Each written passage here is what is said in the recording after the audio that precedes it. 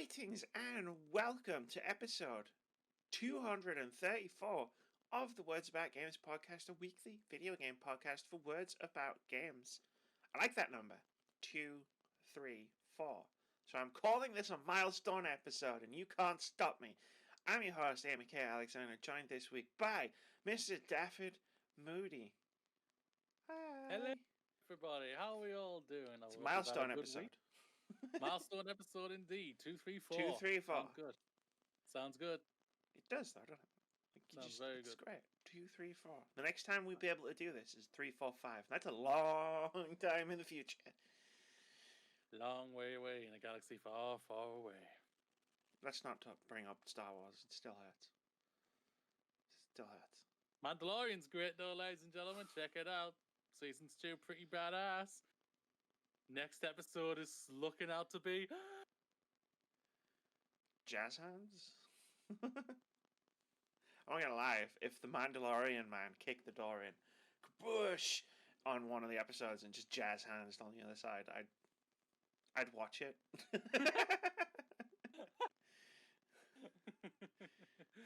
Like, instead of like, pew, pew, pew, kaboosh, I'm here! So we need, is it Pedro Mandel or Pastel, I think his name is? So we need him to come out and just do that for you. Yeah. Maybe he'll do it in Wonder Woman 1984. Yeah, but that's not going to make me watch The Mandalorian. And I was already going to watch Wonder Woman 1984 because Wonder Woman was amazing. And I don't think I didn't see your DC movies tier list, Mooney. Don't blame me. There were several deleted, highly inflammatory language using tweets on my Twitter. I'm still waiting for your MCU one. You told me I was going to get a giant ass thread for that. I looked at the MCU one and I was like, yeah, there's a couple of movies that are out of place a little bit, but like, it doesn't raise my ire enough to be like, yeah, I don't want to make a multi-part tweet thread about this. It's not that bad. And then I saw your DC one and I was like,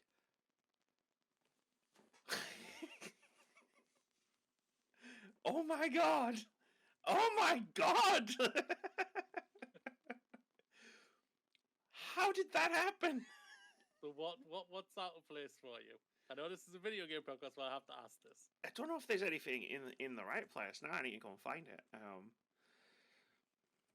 I just remember a very, very visceral reaction to seeing it. I don't even remember when I saw it. I think I blacked out. Okay, I've got the list up here now. So S tier is Man of Steel. I mean, we could just stop. We could just stop at S tier, and I could just ask about S tier for a while. Man of Steel is the best movie out of the DCEU. Quite easy. So. God, Yeah, I'm looking at it right now, and I haven't seen Shazam, and I haven't seen Aquaman, whatever. Like, what is Birds of Prey doing in the same tier as fucking Suicide Squad? Get out, you're fired. It's trash. You are trash. Birds of Prey was fantastic. But I get over it. I embrace that trashness. And this Birds of Prey garbage. Was fucking great. And if it was you an disagree to heroines. And if you disagree, you are entitled to your opinion. That's absolutely fine. But you're also dead to me. Like, that's fair. I mean, that's fair. Like, I took that as a personal insult. Like, I thought you. When I literally said to myself, "Oh, when Amy's gonna see that," because I know you like Birds of Prey. And I was thinking, I already watched it not that long ago. I tweeted about how much I really enjoyed it. I know. I don't watch that many movies. I remember the tweet because I'm pretty for sure the tweet was, "I don't know what all these critics are talking about." Kind of tweet. I don't even remember really now. Liked it. I think I only watched it because I'd seen people talking mad shit about it, and I was like, why are people talking mad shit about this? And then I've typed in, I didn't actually, all I wrote was, I really, really, really liked Birds of Prey. Did you? I thought you. Yeah. My apologies then. And then you probably, because Patrick, replied, I'll read the whole thing. He's like, I feel like I've been working uphill trying to tell people that it's really good. And then I replied to him saying, but it is really good. Like, and then the next one, the conversations I had were mostly, quote, I didn't like Suicide Squad / Joker, so I didn't see it, end quote. And then I replied with a gif of I don't remember his name, Dean from Supernatural, being all like, I've seen all three of the movies referenced there. Birds of Prey was the only one I liked. I should have got you on for that week's episode. You should have. I'd have fucking kicked off. I don't think you would have changed it any other way, because I'm pretty sure all four of us put it in D category. So I wouldn't have changed it, but I would have kicked off. Like, I would have come with notes. I would have come with preparation. I would have been like, listen, dickheads. And while we're on the subject, why is Wonder Woman not in the top tier? I can't remember what you call the top tier. I think Scott lowered it down. Scott sucks. Scott had it in B, I think, in his category. Scott sucks. And I think Henry had it in... I think one of us had it in S tier, and I think that was... Wait, isn't Henry the one who said that in the Spider-Verse? Yeah. Yeah. So why does his votes even count? Why? I fired him multiple times and he keeps coming back like a bad smell. Anyway, yeah, everyone's entitled to their opinion. We'll jokingly mock each other and shout at each other, but at the end of the day, I like Birds of Prey, and he doesn't, and that's fine. Yeah.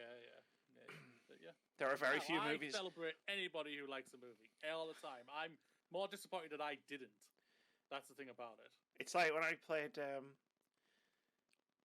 multiple games this year, but I just had like one of those weird flashes where I just saw like 10 games flash in front of my eyes and being like, yeah. I was disappointed I didn't like them, and other people did. Ghost of Tsushima was a big one where it was like, everybody's like, that might be Game of the Year, and I'm like, I thought it was kind of okay, but boring. But everybody loves it, so what you can do? I have weird tastes in things, I guess. Not weird tastes. Non-mainstream. We'll go with non-mainstream tastes in things. Like, didn't Joker win, like, Oscars and stuff? Joker won Best Actor. And I think that's it for the Oscar. Alright. I think it only won one Oscar. It got nominated for a few. Yeah, it got nominated for shitloads. That was what prompted me to watch it. And then you'll notice I didn't say anything about it publicly because I was like, "Ooh, I really didn't like this." Yeah. So I better not say anything because I'll get attacked. The dog pile will come for me. I love the movie overall. I won't lie. It has that beat. It's an uncomfortable movie throughout. I was very uncomfortable watching it throughout because I was just like, this is very uncomfortable. But right now, I can't take my eyes off just from him alone. And Sophia loves it, my partner. Fair enough. Again, I take no, like, your enjoyment of it is your enjoyment of it. Yeah. But there are certain things you just don't say on Twitter because some bad things might happen. Yeah. Like the thing I said to you about the very popular video game and the very popular video game franchise where it's like, there are people who would burn me alive if I said that in public. Yep. No one would listen to Tier 3 lockdown issues. They'll be like, oh, we're coming after you. Everybody's coming for me. I'd have to fight. It'd be like John Wick. Yeah. Not the first one where he was killing everybody, but the one where all the bounty hunters were trying to kill him. Yeah, the third one. Yeah. Like, it'd be like that time he tried... Yeah, he's trying to walk across the street and everybody just keeps fucking trying to fuck him up. That'd be like if I said the thing I think about a certain Fallout game. You're almost there. Just say I'm almost there. I'm almost there. And it's surprisingly, I'm not, like, the revelation isn't that I like Fallout 76. I think Fallout 76 is terrible. But I'm not saying it. I'll say it in my video that I'm going to make in January. But Amy, we're not a movie or a Fallout 76 podcast. What are we? Maybe we should be a Fallout podcast. I think I could get 100 episodes. You were perfectly there. I think I could get 100 episodes out of just talking about Fallout. Yeah, we'll get 10,000 dislikes just out of one episode. I don't think I'll make it. You'll find my corpse washed up in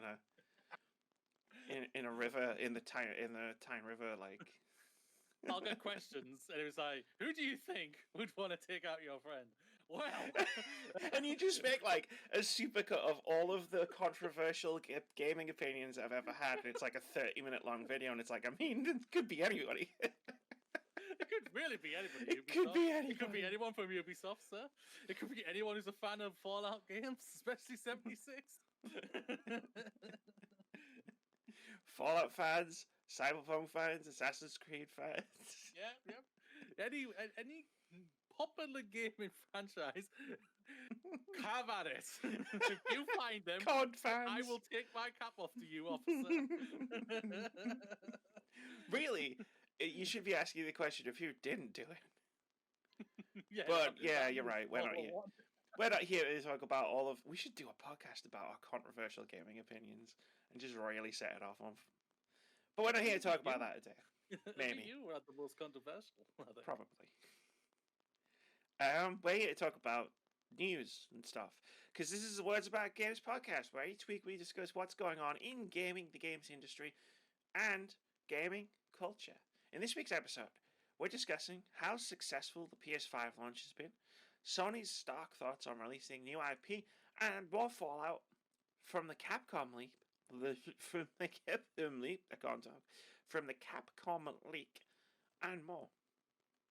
Then we'll go over all the new game announcements from the past week. We'll give you a content drop where we recommend some articles you should read and some videos you should watch. I was trying to think if there are any videos, and there's one. I will also tell you what games coming out next week before we play OpenCritic Head to Head, where we guess the OpenCritic average of one upcoming game. And as always, we might wrap the show up with a post-show discussion and chat about whatever's on our minds. I've added the mic qualifier because I got shouted out by Moody last week. She's like, we don't have to. And I was like, we do! I said we did. I said we were going to do it. And I am famous for following through on the things I say I'm going to do. Like all of those Twitter polls I've ever held about what game should I do a retro review on, and then never doing any of them. Sometimes for good reasons, and sometimes just because I was like, oh, that one? I don't want to play that. Then why put it on the list? It seemed like a good idea at the time.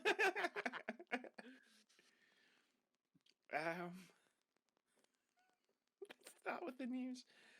PS5 had PlayStation's biggest ever launch. More stock coming before 2021. This is from Joe Scrabbles over at IGN. He writes, Sony says the PS5 has had the biggest ever launch for a PlayStation and confirmed that more units will be released before the end of the year. In a tweet thanking fans, the PlayStation account explained that the PS5 was our, quote, biggest console launch ever, end quote. Sony doesn't frequently give actual sales figures, so we're yet to learn what numbers of units have been sold. With PS5 sold out worldwide and amid demand-related issues for retailers, the tweet also explains that demand is unprecedented. Quote, we wanted to confirm that more PS5 inventory will be coming to retailers before the end of the year, end quote. It's not clear whether Sony means more stock beyond the extra Black Friday units we'd already had confirmed by some retailers. This is not a surprise. We're not surprised by this whatsoever. We knew it was going to sell well. Like they were sold out when it came to the pre-orders and everything. Congratulations, Sony. Like I said, to what you've told me, the console is a fabulous console to play and everything like that. And I'm really looking forward to getting one sometimes next year. Hopefully, it'll be the time I'm aiming for. But obviously, you know, stock is an issue and everything. I hope you're able to get some more stock out there before Christmas for everybody, because I know my brother is trying to find one. It's tough. So it's very tough.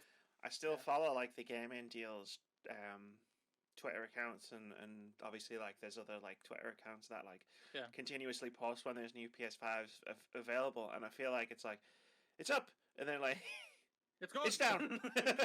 oh shit, that was fast. Like it's up and now it's broken. Oh no. But yeah, it's like it's a really good console, and if you want my in-depth thoughts on how the PlayStation 5 works, you can check out the last episode of the weekly review entitled PlayStation 5 Review, in which I review the console, the controller, and a few games that are playing on it. Very good. It's good. It's episode number 8. Very long conversation. It's the quietest I've ever been, ladies and gentlemen. So if you wanted a quiet episode of me, that's the perfect episode. If you're sick of him, that's the perfect podcast of 2020 from this channel, because he rarely talks. Now, to be fair, like, you engaged quite a bit and asked a lot of questions, and you were interested in the games I was talking about, so, you know, it was fine. Mm-hmm. It was fine. Mm-hmm. Didn't do a Keith, did I not? only once. You did a Keith, but only because you But muted I did that yourself on purpose, accidentally. and you know that. You muted yourself, and then you were talking. Then it was like, oh no, I'm muted. But yeah, no. PS5 had PlayStation's biggest ever launch. I think we said it was gonna like it. It's that exponential growth thing, right? It's like when we were reading news stories earlier in the year where it was like Ghost of Tsushima is like the fastest selling PlayStation new IP thing, and it was like, yes, it's a good game. Congratulations to the developers. Also, there's more PS4s out there than there ever has been, so it makes sense that more people buy the game. And it's the same with this, where it's like PS4 dramatically outsold PS3, and there's a lot of hype behind Sony and PlayStation as a brand, so it makes sense that the launch for the PS5 was bigger than the launch for the PS4. Agreed. Completely agree. Yeah, That being said, I don't want to take anything away from how big this is for Sony and PS5. Yeah. Both Xbox and PlayStation have had great launches with great consoles. Not hearing great things about both of them, and that's fabulous to hear. Like I say, and I'll be getting one of them. Like I said, sometime next year. Yeah, I'll probably this time next year I'll replace this. But which one? No, replace it to which one? The S I don't know. or the X? I don't know. I think honestly the X would be the better thing for you. Yeah, I was thinking about that because I'll either buy the X or I'll buy the S and I'll like upgrade my graphics card in my PC.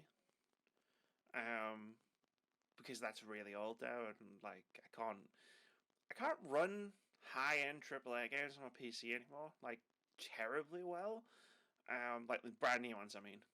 So it is kind of that thing of like I can either invest, and I mean I don't need to. I have a PlayStation 5, like I don't need to run those. But at the same time, it's like the medium's coming out in January, and it's not available on the Xbox One. So I was like, I gotta try and play it on the PC. And then I'm remembering that gameplay footage where it's like it runs two worlds simultaneously, and I'm just like, my computer might burst into flames. Yeah, I'm a little worried about my PC4 alone. No, PC I've got is fantastic and everything, and I absolutely love and adoring it. But even I know I've got a graphics card that is a couple of levels behind to what is up there now. I think you'll be able to run the game. Yeah. Maybe not necessarily like full fidelity or whatever. Yeah. I need to figure out to do that because I was playing Resi 2, I think yesterday, and it was stopping and starting a couple of times, so I think I need to lower it down. Maybe. Might just be an optimization thing. Like, possibly, yeah. We'll talk after the podcast because I don't want to get into nerdy details about graphics cards when I'm supposed to put on PlayStation. Congratulations, Sony. Congratulations, PlayStation. It's a great console. It deserves all the success it gets, and I'm looking forward to like the big games that are coming because that was the key thing for me with PS4. Where it was like, the console was great, the UI was good, it was very snappy, blah, blah, blah, whatever. Like, that's all great, but it was God of War and Persona 5 and Horizon Zero Dawn and Bloodborne and games like that were like, this is why I own this console and why I'm so excited about it. And if PS5, it's like, that's why I'm excited about PS5. It's because there's going to be games that come out that are just going to be amazing. Life-changing. One might say, Moody. Life-changing. Speaking of games on Sony. Yeah. Let me just scroll down.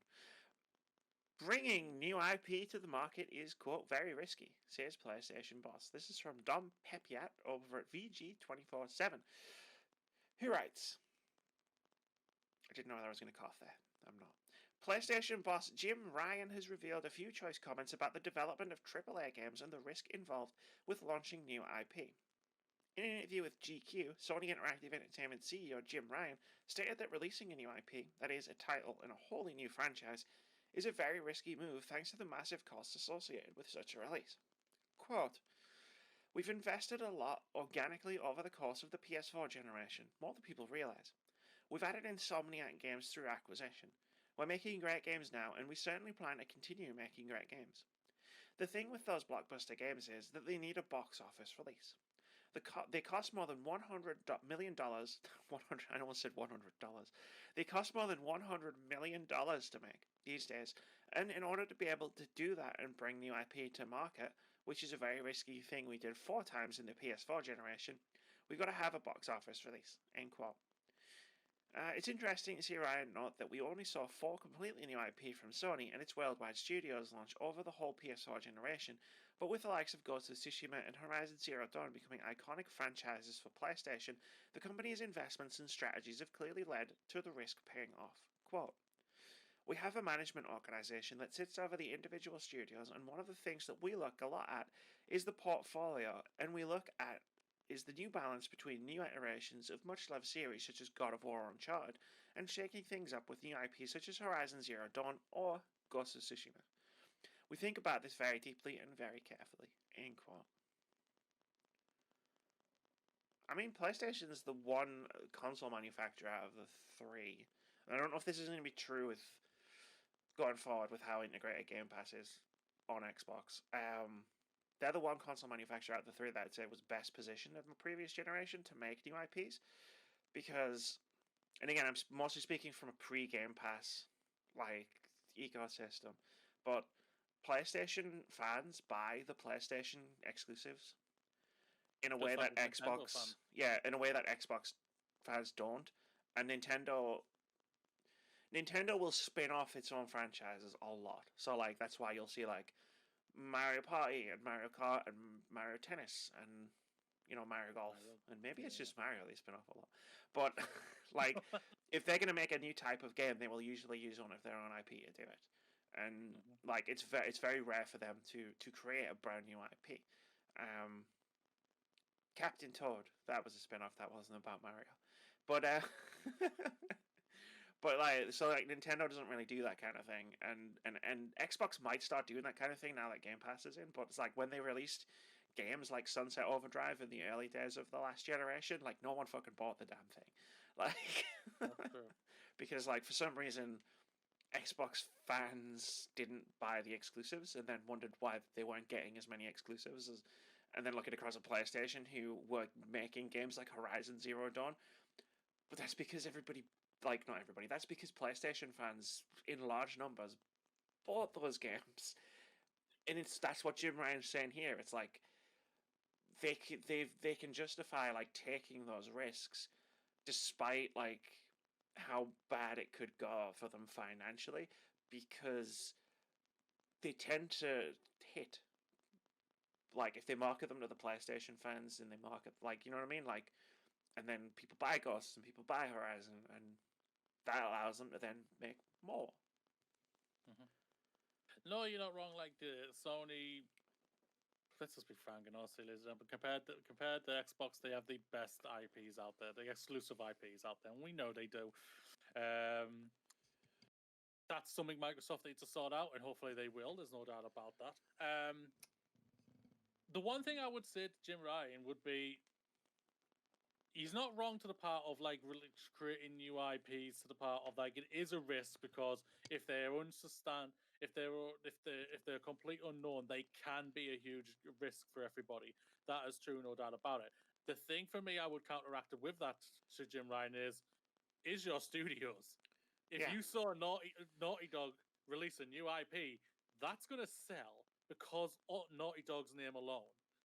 Yeah. So, God of War, if they release a new game instead of God of War, that's them. Santa Monica. Sucker Punch have just proven it. Yes, but there is already over 100 million plus PlayStation 4s out there, so it was going to probably sell at least reasonably all right. But it sold even better, which is fantastic to hear for it.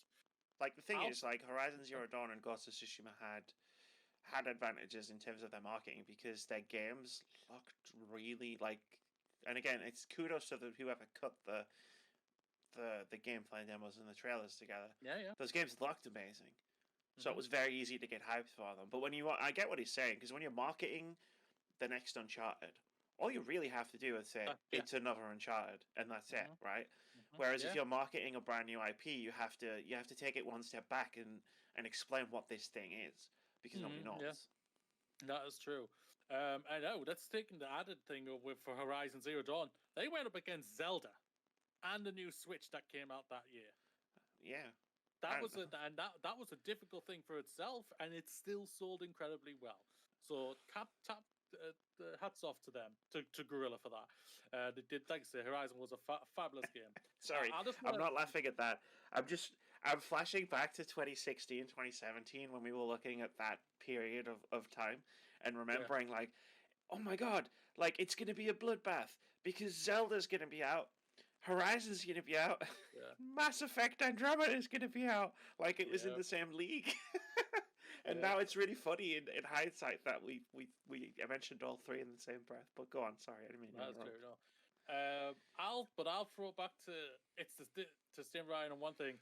It's the same thing with the movies industry. You need to sort out your budget. Movies need to do this. Sometimes movies lose millions of dollars just because their budget is way too high when it shouldn't have been, or and everything like that. And I'm going to go to the thing what Sean Layden said when he finally was talking and everything. You should maybe look at doing a smaller game for a smaller budget, and you'll probably be able to recoup a lot more money just by releasing a small budget because of your loyalty from your fans. This console will probably be, by the end of next year, be at least 20 million units, I think, by the end of 2021. And I might be wrong, I might be right. I don't really care which one. But I think it's going to be close to that, if not higher. You got a loyal fan base, and they'll come out to do this. And I think they'll rather have a steady stream of games than a longer thing of games. Like what? Last of Us Part 2, when it was revealed, took 4 years to finally come out, or even 5 years, I think it was, if I remember right. It was revealed really early. It was at that PSX that was just surprisingly incredible, where they revealed Lost Legacy at the beginning and Last of Us Part 2 at the end. And in the middle, they were just dropping bombs everywhere. Like Marvel vs. Capcom was revealed at that one as well. I remember, and because I only remember because there was that one guy who they cut to in the audience who went fucking apeshit, and I love that man. Was it MC Fixer because he loves that game? It wasn't, no, like it wasn't. I don't think he was in he was at PSX. But no, I think it's across the whole entertainment industry. You need to find that right balance of throwing out that much money. For me personally, yes, if you are recouping it, fair. But at the same time, I think you could do it on a smaller budget and get the game out in half the time and probably recoup even more money by the end of it. Yeah, absolutely. Like, sorry for putting in. I just want to throw in quickly. No, Miles Morales has just basically proven that. Like Lost Legacy probably helped as well. No. I'm just sorry. I out on a whim, I was just like, what did get revealed at that PSX? And I was like, the things we said, plus there was a Neo trailer. There was a Gravity Rush 2 expansion trailer. Parappa the Rapper was announced at that very same PSX. So was Knack 2. That we got the release date for Resident Evil 7. We got the release date for Nier Automata. It's like, fucking hell. How did I survive that PSX? I hope PlayStation bring it back. I don't think they're obviously not doing one this year, but I hope they can do one from next year because it's a really good event. PSX, like, it's a really good event to watch remotely if you're into like. Not even because I think that was the only showcase at PSX that was actually good. I think the rest of them were pretty mediocre. I think the first one was pretty decent as well. But PSX was good if you liked watching interviews with people, like because they'd have hour-long presentations about PlayStation stuff, and it was great, and I love that stuff, and I hope they bring it back. But it was also focused on getting fans to the same place, which obviously that might be a little while before we can do that again. Not doing that anytime soon. But I hope, like, in the next sort of few years, like, I want to see PlayStation. I don't know, we veered off topic a bit, but I want to see PlayStation return to the stage and do stage shows because they were the masters of press conferences. Mm-hmm. Like, you can talk about the last generation, and you can literally, like, talk about entire PlayStation conferences that were just amazing from end to end. Like PSX we just talked about, or that E3, they had 2 back-to-back conferences of dreams. Like, like we all saw Conference of Dreams and went, well, it can't get better than that, and then it did. And even the one people said was pretty bad was still fucking brilliant.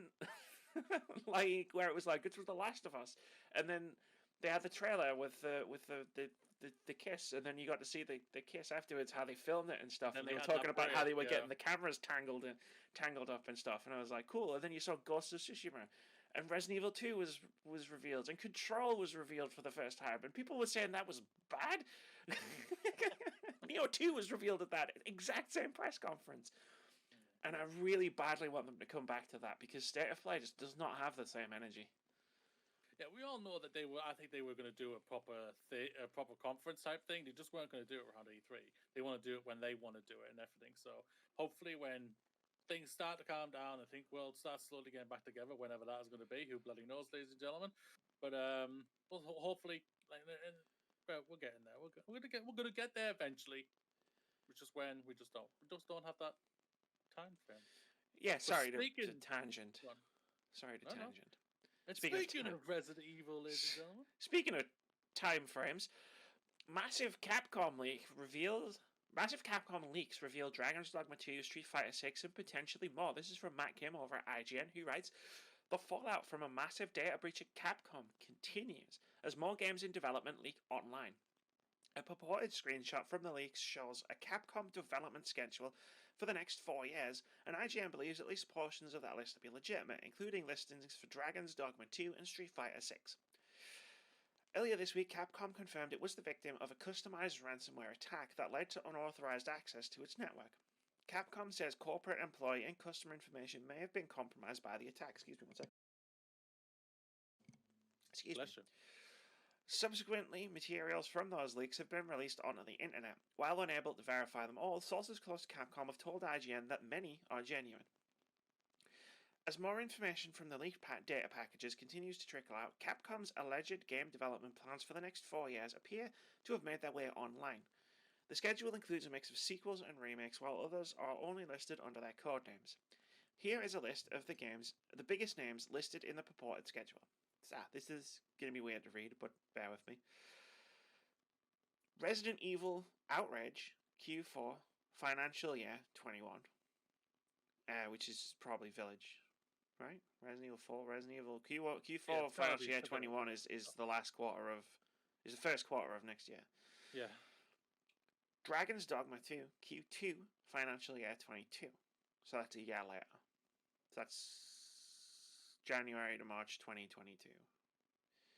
Street Fighter 6 Q3 FY22. Rockman, also known as Mega Man in North America, Match, says Mega Man Match, Q3 FY 2022. Resident Evil 4 Remake Q4 FY 2022. Monster Hunter 6 Q2 FY 23. Biohazard Apocalypse Q3 FY 23. SSF 6, which I believe is Super Street Fighter 6, Q4 financial year 23. Final Fight Remake Q2 FY 24. Power Stone Remake Q3 FY 24. Ultra Street Fighter 6 Q4 FY 24, and the one that just made me laugh, Resident Evil Hank, which probably means Hunk, Q4 FY 24. Sources confirmed to IGN that some of the games included in the list are legitimate, including Dragon's Dogma 2 and Street Fighter 6, but could potentially be out of date. Many other games revealed in the leak are listed under code names. So, this list is probably genuine and probably at some point was a thing. But what I will stress is that some of these games could get cancelled. Most of them will probably get delayed, and some of them were probably just ideas or prototypes, etc., etc. You get it. With all that in mind, let's discuss the fact that they seem to be planning to release a new Resident Evil game every year, which has never gone badly for any franchise in video games history. They've been doing that since Resident Evil 7, haven't they? So no. They did Resident Evil 7, then they did Resident Evil 2. They did Resident Evil 3 this year. Resident Evil. Next year's Resident Evil Village. Yeah, it was 2 years between 7 and 2. Was it? Yep. 7, I still had a PSVR. 7 was January 2017. And 2 was January 2019. Mm-hmm. I like Resident Evil. Yeah, I don't want to see it go down like this. Yeah, well, we all agree. Even though I enjoyed Resident Evil 3 more than you, even I agree that needed another year. It needed to come out next year or even 6 months, just to give it that extra love and extra attention, and obviously put more stuff into the game because they pulled out a lot of stuff from Nemesis, which is a huge shame. But either way, we'll see what happens. Yeah, that's not surprising to me that looks like they're gonna release a Resident Evil game every year and everything like that, because they're being big sellers for them until they get that big hit where they just don't get the income back from it. They're gonna keep on doing it or something like that, which is worrisome. There's no doubt about that, because obviously Ubisoft did it with Assassin's Creed, and we all know how that ended up, ladies and gentlemen. And then I many still other have companies nightmares that tried about it. Unity. Yeah, but going off, if these like what you just said is all spot on. Like, some of these could have been cancelled, some of these have probably been moved and everything. But going off what we have right now, it's a quiet year right now for 2021 for them. Just one real big game to Yeah, really think about. But then 2022, if they hit all those dates, wow, that'll be a heck of a year for them. Dragon Dogma 2, Resi 4 Remake, which we all know our good friend MC Fix is looking forward to. I hope you're getting well soon, mate. Street Fighter 6, and obviously a new Mega Man type thing. That could be a huge oh year for wait, them no, if yeah. they hit all of that. So If hold they on, hit let that. me. Sorry, I'm going to translate because I just realized I said something wrong. I'm going to translate this. So, let me do a thing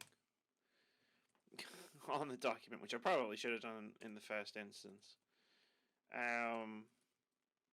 So 2022 is whatever Resident Evil Outrage is, which will be in because financial quarters work differently to normal quarters, because businesses have to confuse everybody, otherwise then people all know all the shitty things they do.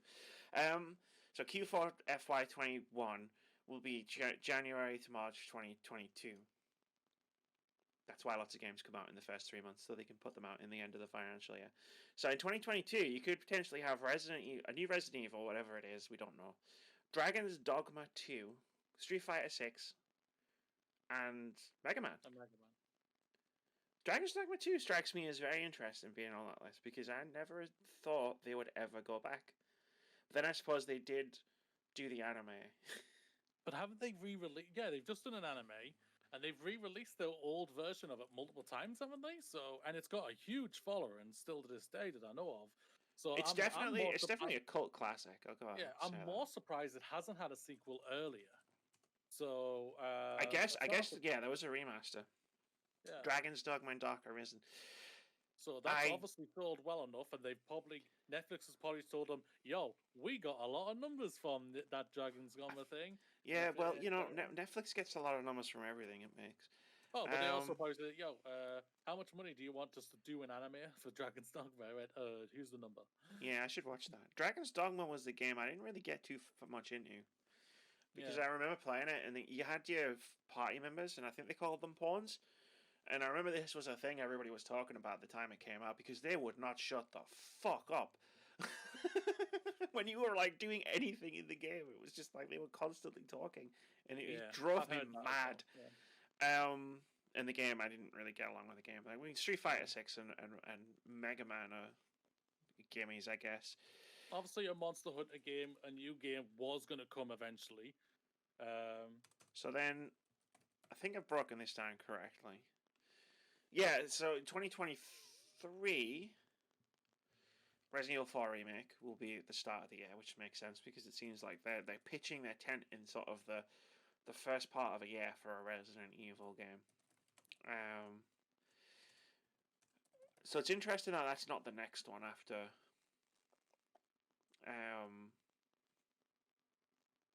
Village, that's the one. Yeah. Then you've got Biohazard Apocalypse, which is probably another Resident Evil game, so I'm wondering what that is. Battle Royale. Changed my mind. I saw like recently that Vampire the Masquerade is getting a Battle Royale, which means nothing is sacred anymore.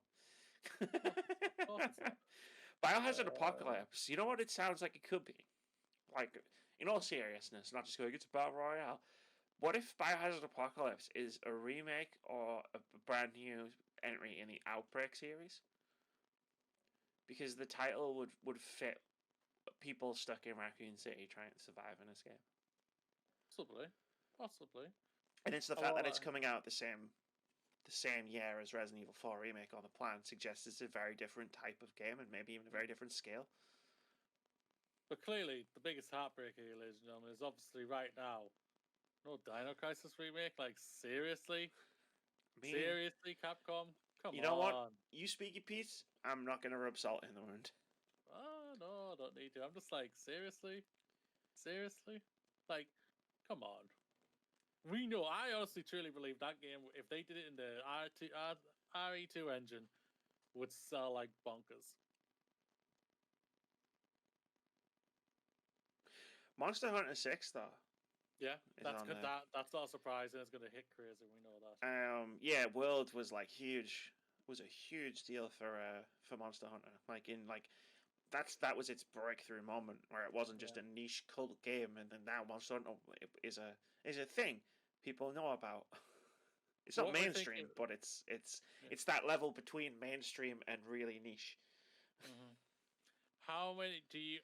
I'm going to throw a board out right now. I'll not be surprised if Street Fighter 6 is exclusive to the PlayStation. It'll be a first year. Maybe. I mean, Street Fighter 5 would have put in I honestly truly believe they would have put into an agreement when they said we'll give you money to pay to do 5, but we also want exclusivity for 6. Maybe, or at least timed or something like that. I'll be very surprised if they didn't. We'll see. Like I'll reveal it. Like you just said, they'll be the one with the marketing and the branding and the reveals and stuff, obviously. But like the Street Fighter 5 was a PS4 exclusive because it wouldn't have existed if PlayStation didn't give them money for it. So yeah, it depends what was in the agreement. Capcom are in a much better financial situation now than they were when they made that agreement. So we'll see. Anything beyond? I feel like anything beyond 2023, because bearing in mind, this seems to go all the way out to 2025. Like, according to what I'm reading on the screen. It's like, okay, Final Fight Remake, Power Stone Remake, I feel like I'm not even going to bother trying to speculate on either of those things. It's great if you're a fan of those games, but it's so far into the future that it might not even ever happen. Maybe SSF 6 is clever subterfuge and it's not actually Super Street Fighter 6, and they're just cleverly like masking the fact that they're remaking Dino Crisis by calling it something completely different in case it gets leaked. Saved it. Like you've convinced me, Amy. You have convinced me. Thank you. Oh no, what have I done? Giving him false hope. This might not even necessarily be everything Capcom's working on. Again, like this could be old. This could be very old. Other games could have been greenlit. I mean, we could sit here and do the math and figure out what Capcom studios are working on what, and maybe there's studios that are unaccounted for, etc., etc. But that'd be diving a little bit too deeply into it. I think the only ones we are safe to say and that we know are coming is obviously for Resident Evil Outrage, which is Village, Resident Evil 4 Remake, and Monster Hunter 6. We all know a new Monster Hunter is coming and everything, so that it was always inevitable. Yeah, it's the rest are very surprised. Like I said, Dragon Dogma 2. I'm surprised they haven't had a sequel earlier, but I mean, we can be pretty confident in Dragon's Dogma 2, and Mega Man. I was about to call and Mega Man because I feel like their placement on the list suggests that they're in active development, along with Street Fighter 6 as well. So yeah, they were always going to make. They have to make Street Fighter. Yeah, they have to make a new Street Fighter for the new gen, so we know that. Yeah. Like even just for the fighting game community. That's right. And apparently re-release it 2 more times. That's true. Speaking of next gen consoles, Amy. Okay. I'm setting you up perfectly here. You have to give me a chance to scroll down and then read the headline before you sigh and say, I was setting up perfectly here. Just give me a sec. Microsoft and Sony both lamented how next-gen console pre-orders went. Xbox boss says, oh yeah, that's right, we're into the section of the podcast where we talk about what Phil Spencer's talked about this week. Because this seems to be a regular feature now, and it's great, because I love Phil Spencer. He just says things that... I just want to... Sometimes I read things that he's said, And I just want to stand up and applaud, even though no one can see me and he can't see me, because there's some things he says that are just brilliant. We'll get onto those later. This is about something else. Neither Microsoft. Sorry, this is Tom Phillips over at Eurogamer. He writes, neither Microsoft or Sony were happy with how next-gen pre-orders went this year, Xbox boss Phil Spencer has said. Amidst early morning rushes, online queues, numerous retailer fails, and stolen deliveries, the launch of multiple next-gen consoles has been a bit of a mixed bag. Speaking on The Verge's Decoder podcast, Spencer said both he and PlayStation head honcho Jim Ryan had lamented how frustrating an experience it had been for people simply trying to put down money for a console, and suggested something would have to change next time around. Quote, I do think this business is going through, both for us and Sony, Jim Ryan at Sony. I have a lot of respect for him. We both have lamented how these pre-orders have gone and what problem we are really solving when we seem to still have so many upset customers as we have because they can't get our product. I do think it's going to push us to think about new models. It could be reserve your slot, it could be doing things more direct with the customer. We still could have the retailer fulfill the order, but just so people can have more clarity on when they can get a console. It's something we're working on, end quote. Rather than limit console orders to just pre-orders, both companies still released some stock on their respective launch days in a bid to drum up retail excitement, but Spencer appeared to question whether this practice should continue. Quote, we want people to feel like there's some consoles to go buy, and it's not just the day where everybody gets to pick up their pre-ordered console. I don't know if that's the right decision in today's world. That's very old world thinking. People are going to go line up outside of a store. Kind of last decade thinking. I think we should challenge ourselves on that. Is that really the supply chain through the consumer that we're talking about that is a reality? We talked to our retail partners about this as well. End quote. He said other stuff on a podcast, which I pulled from a different article later on, but there was one I read this, and then I got recommended the next one, and I had to put it in because it's bonkers. But right now, let's talk about this this first Phil Spencer thing. It was pretty bad out there. Phil knows this. Jim Ryan knows that. Sony know it. Microsoft know it. They know this. It's fascinating to say what he. I'm happy to hear you say. He wants to change the status quo of how you do these things. He wants to hopefully look forward to whenever the next Xbox is, whatever it is, and for the next PlayStation and everything, that they can try and sort out some new chain of supply for the customers and everything, and the consumers. They want to make this as easy as they could. It wasn't easy. We know this. People are still to this day struggling to try and get hold of one of their consoles. Even though they both have sold incredibly well, which we're both like we said off the beginning. We're really happy for them. Yeah, there was problems. I mean, there wasn't just problems with stock shortages. There's always going to be problems with stock shortages when major new technology launches because demand is huge for these things. But like, I feel like bots and scalpers was a huge issue at this launch for both consoles.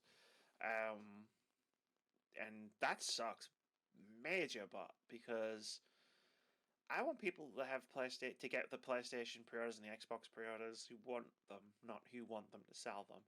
Like someone shared with me the CEX page for the PS5, and it's like they're paying people £600 to sell them their PlayStation 5s, and it's just like, fuck that, absolute bollocks. Don't go to that company, ladies and gentlemen. They are one of the most disgustingest company out there when it comes to the new technology. Actually, yeah, they were paying. So hold on, because I can't remember what they were selling it for. Because I remember they were paying $600 for it. I don't know if it's changed yet. It probably not because you know. You used to take anything to them now. I used to when I was younger, a few years ago. I think everybody because did. They made it very, very easy just to get some simple cash from them. But now, like when I'm going to go and get my PlayStation 5, hopefully, like sometime early next year, I'm taking my PlayStation 4 and my Xbox One X S to game and say, yo, gonna put these in for a trade-in deal. How much? Do the tests. I'll come back in an hour. Bada bing, bada boom. Yeah, I mean, yeah. PlayStation 5 console, 825 gigabytes white box. They buy it for £600. They sell it for £750. They are vicious. And someone, the thing that someone showed me was on Twitter. Someone had said did what you just basically said, where it's like, this is disgusting. At CEX help maybe, or just CEX, who replied, "We set the prices based on supply and demand." And it's like, fuck, get the fuck out of here, right? No, you don't set the price. PlayStation have set the price. It's $500. They said their £500. prices, is what they Yeah. said. Yeah, Pissed off. 450 pound. Yeah, 450 pound. Yeah. That's the weird thing is they're doing the PlayStation 5 digital edition at normal price, so they're selling it for 360 quid. Because they know that this version is the biggest demand out there. Also, I don't know how many people have. Yeah, they don't have any digital edition consoles because the ratio was really, really unbalanced.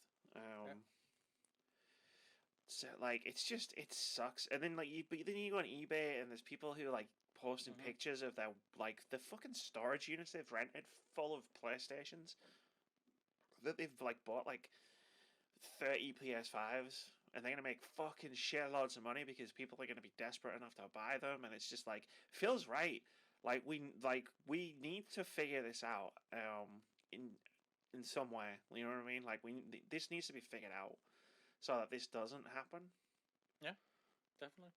And I like the idea that it's thinking out like talking about thinking outside the box, because it's outside the box thinking that they're gonna need to solve this, right? Like Sony and Microsoft tried two different approaches to pre-orders, like the original pre-orders, and we know Sony's was an absolute shit show disaster. Like but so was Microsoft's. Like Microsoft had an organized pre-order. Everybody knew the date, the time, the retailers, and it was a disaster. Like Sony's was a surprise, and it was still a disaster. Like it was tough getting this. Like, you know what I mean? Like, I pre-ordered it in September. Like, I was on a website, refreshing that website for like an hour and a half. And I ended up having to pre-order the console with an extra controller because it was the only one of the options that lit up. And I was like, well, I can wait for the other option to maybe light up or maybe not, or I could just get a fucking PlayStation. Like, yeah. And I chose to just get a PlayStation. And I've since moved the controller on and like broken even on buying an extra controller. But it's just, it sucks. It really does. Like, it sucks to see this happen again and again and again and again. The worst thing is about like going off against CEX again. They're basically scalping, and they're doing it all online for everybody to see it. They're just doing it at a smaller price that normal scalpers are doing it and everything, and they get away with it. Yeah, well, it's got to be tempting, right? Get away with it. If you've got a PlayStation 5, right, and like okay, let's thought experiment. I get my PS5 last week, right? Pre-ordered it. I've gone through the whole thing. It's arrived. It's in its box, and I've paid £450 for it. Like, I can very easily and very quickly move that PlayStation and sell it on at CEX and make a profit of £150. Yeah, and then like wait for the next round of PlayStation 5s to become available and just buy one of those and still have made a profit. Like, scalpers do it very deliberately, and they suck, and they're the worst. But honestly, the way CEX does it is even more insidious because it's that temptation. You don't have to worry about going on eBay and doing this and getting the pre-order and then hoping someone's going to buy it. And CEX is more insidious because anyone can just pop to CEX and just sell the thing. Like, and it's a temptation. It's always in your head. I could make money off of this. Like, CEX are going to make a shit ton of money off of it. I could make money off of this. I would get the same. In fact, because they're buying it at 600 and selling at 750, I'll make exactly the same profit margin as CEX. Because I'll make 150 quid and they'll make 150. It's crazy. And I don't like it. I had this thing last time when I remember I was walking to the cinema and I had to walk past the CEX and they had Xbox Ones and PlayStation 4s in the window and the prices were exorbitant, and I remember taking a photo of it and being like, the fuck is this? Like, I think one of them was selling for like again, like 700-800 quid, and those consoles were cheaper than these consoles. Yeah, they got no shame. I feel ashamed that I had a job interview with them a few years ago now. yeah, it's horrible. Like to be in the, and then to put myself in the shoes of someone who's desperate to get a PS5 or an Xbox Series X as like a present or something, and it's like they're looking at it's like, well, I can either disappoint someone or spend upwards of £700, £800, 900 to get this thing that's only supposed to be £450. Yeah. And like being in that position is horrible. And like we talked a lot this year about accessibility in terms of like for example, Xbox's pricing model, and then it's just to see this happen with like these consoles, and it's just like it's the opposite effect. It's like people can't get these consoles because now they are priced out, even though it's supposed to be like, oh, it's supposed to be a set price. And I'm just curious to search this as well. Might take me a second. So if you've got anything to say, yeah, they're buying Xbox Series X's for £550 and selling them on for £690.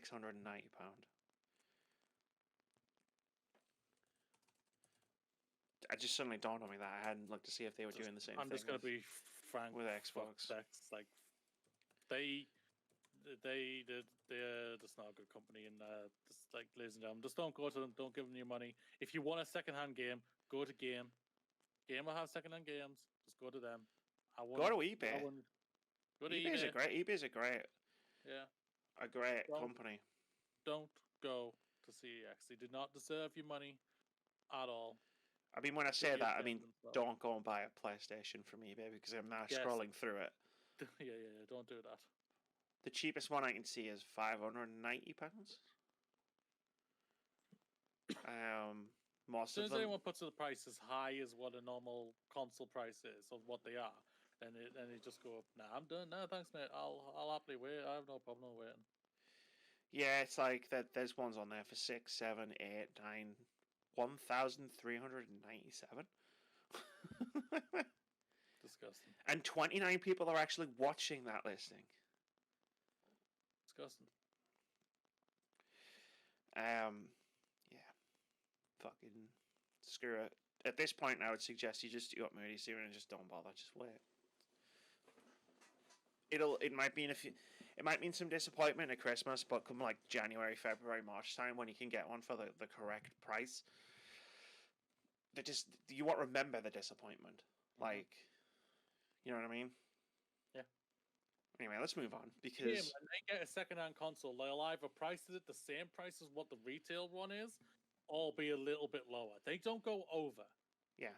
At least your game get a lot of bash. They get a lot of shit, and sometimes it is very much deserved. Sometimes it's very well deserved, yeah. Oh, I don't deny that.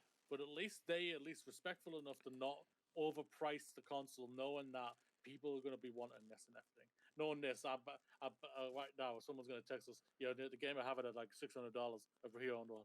And we're like, oh, shit.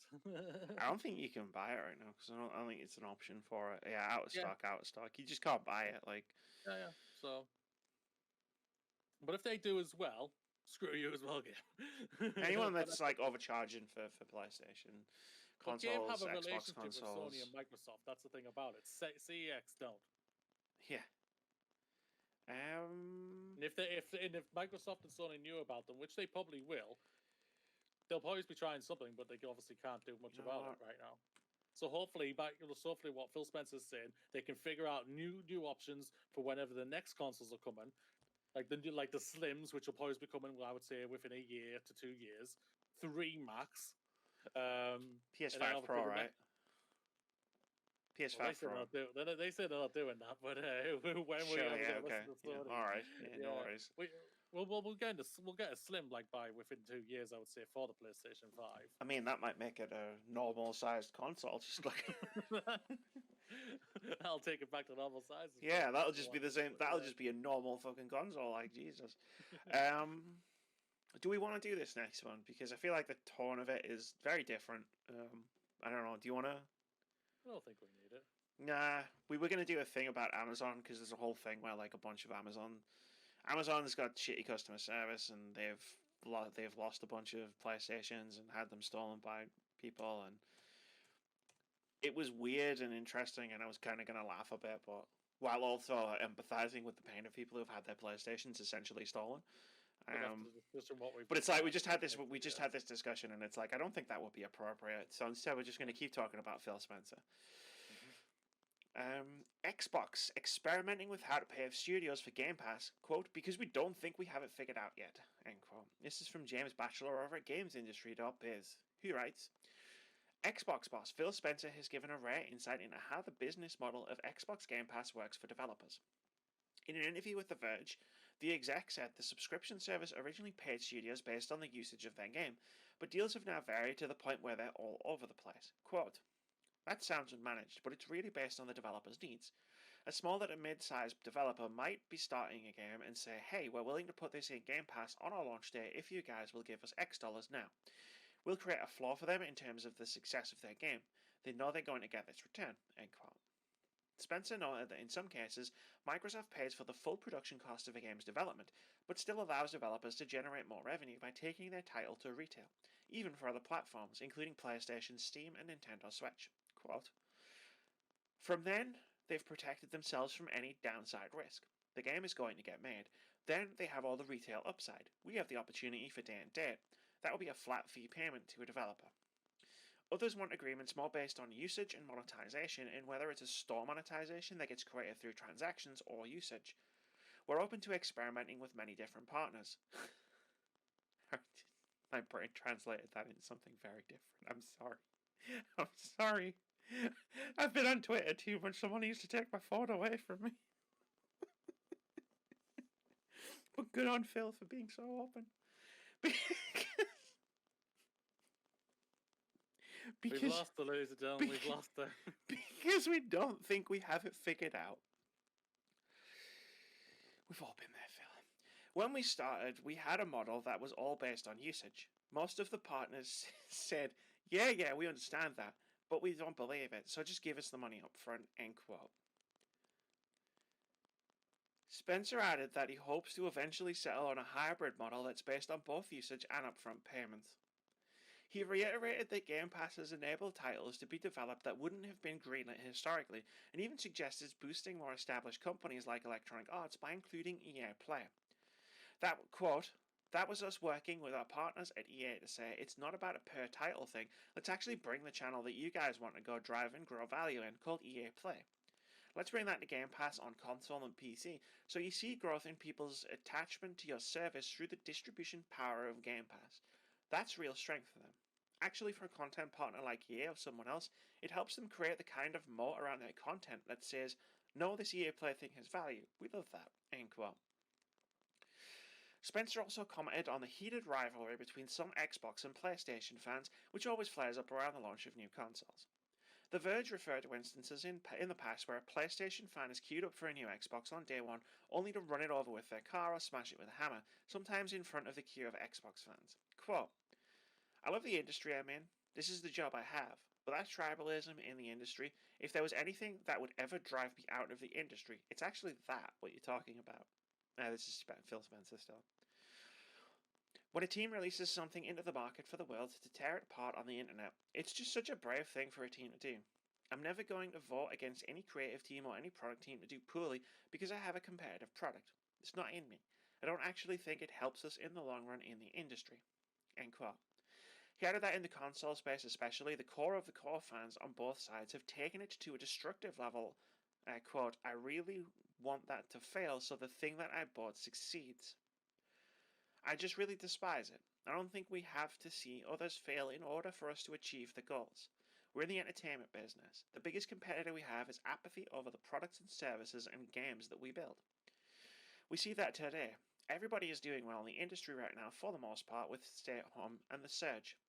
That's what we should be focused on as an industry. We've done it with things like crossplay and other things that we focused on breaking some of those tropes. But there is a core that just really hates the other consumer product. Man, that's just so off-putting to me. Again, maybe that word is probably too light. To me, it's one of the worst things about our industry. End quote. I agree.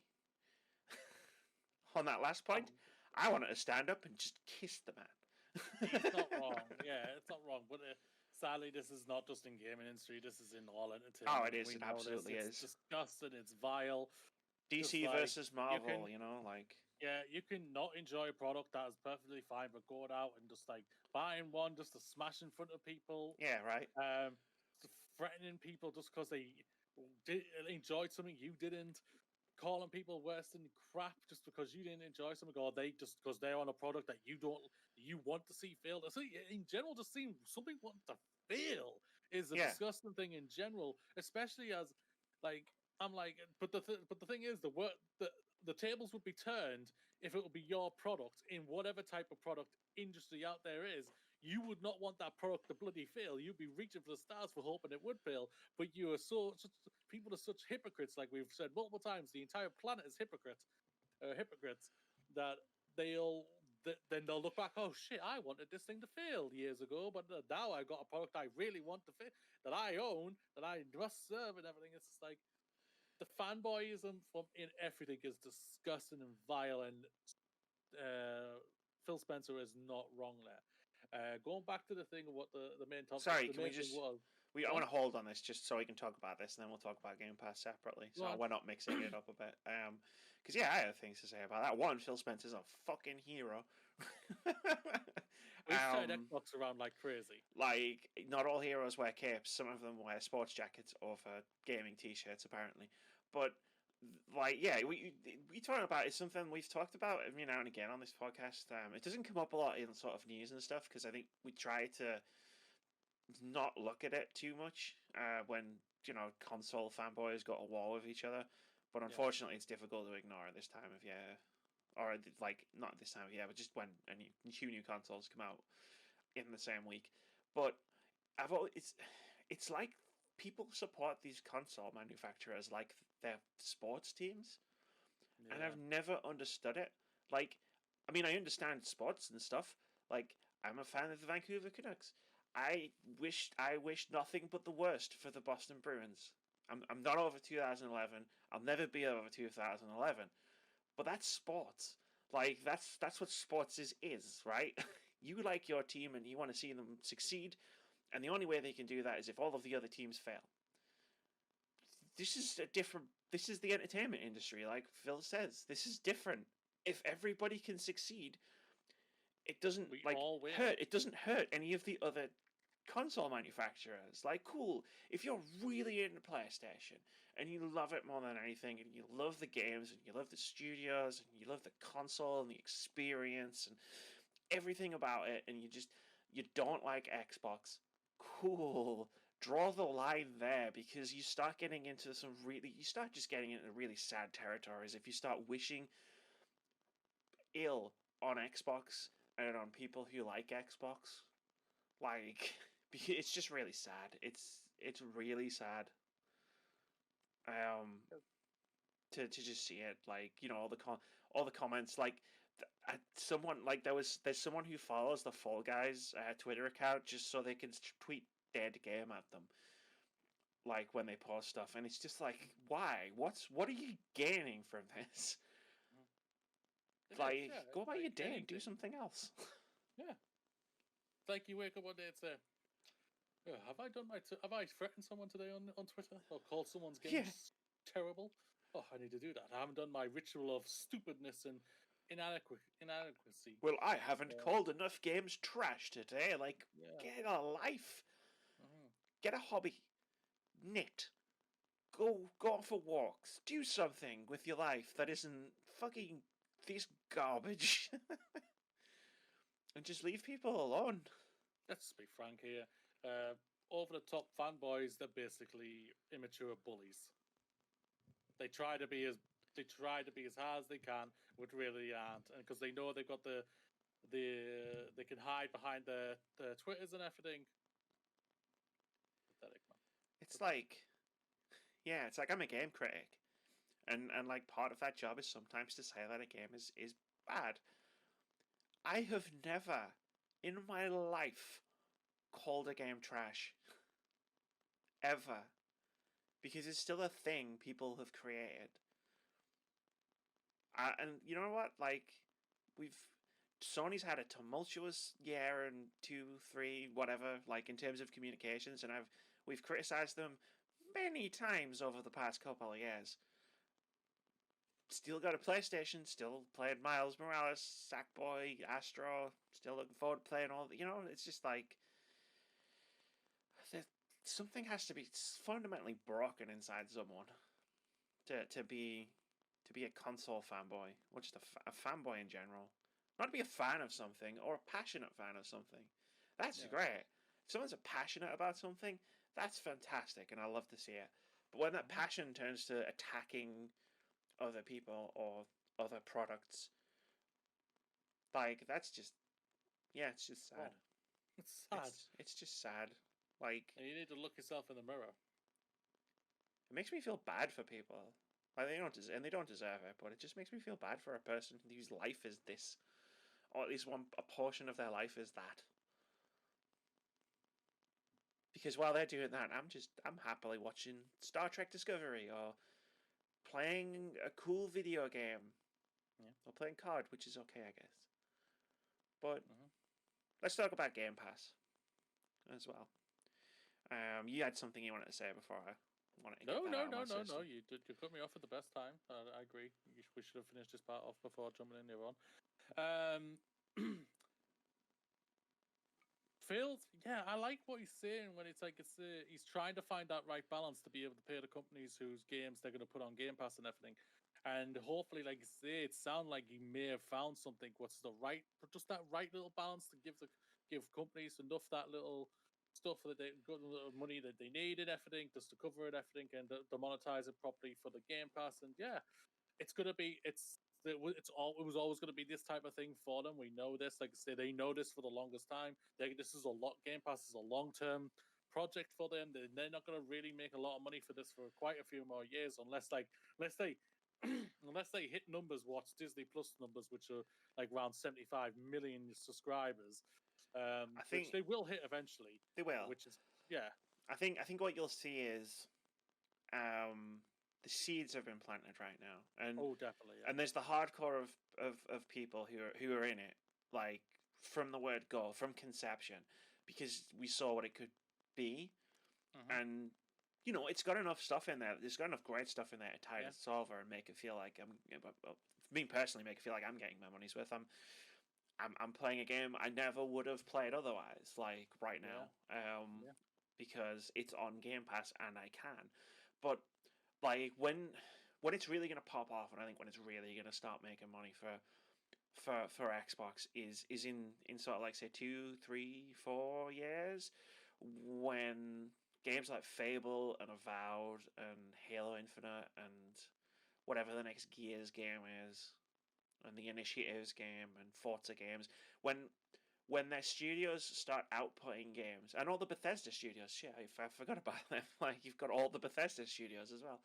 When they start outputting games, and because right now they've bought a lot of studios that are we've just gone through that period where they're clearing out their projects that they were already working on. Like, we had Wasteland 3 this year, we had Outer Worlds last year.